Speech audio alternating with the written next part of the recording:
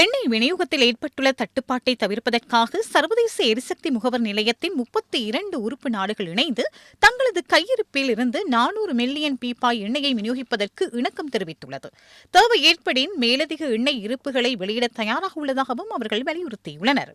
இதேவேளை மத்திய கிழக்கு யுத்தம் காரணமாக விமான எரிபொருள் விலை 2 மடங்கிற்கு மேலாக அதிகரித்துள்ளதால் ஆஸ்திரேலியாவின் குவாண்டஸ் விமான நிறுவனம் உள்ளிட்ட உலகெங்கிலும் உள்ள விமான நிறுவனங்கள் கடும் நெருக்கடிக்குள்ளாகியுள்ளதாக சர்வதேச ஊடகங்கள் செய்தி வெளியிட்டுள்ளன.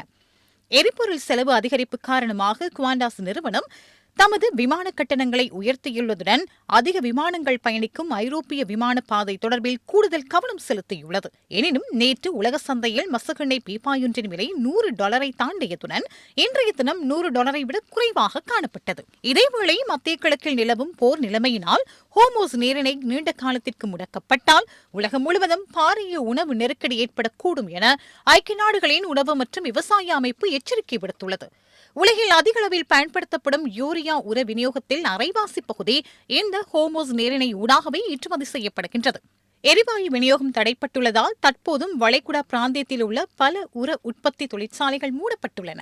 ஹோர்முஸ் நீரிணை முடக்கம் தொடர்ச்சியாக நீடித்தால் 2026 ஆண்டின் பிற்பகுதியிலும் 2027 ஆண்டிலும் நுகர்வோர் பொருட்களின் விலைகள் பாரிய அளவில் உயர்வடையும் என பொருளாதார ஆய்வாளர்கள் தெரிவிக்கின்றனர்.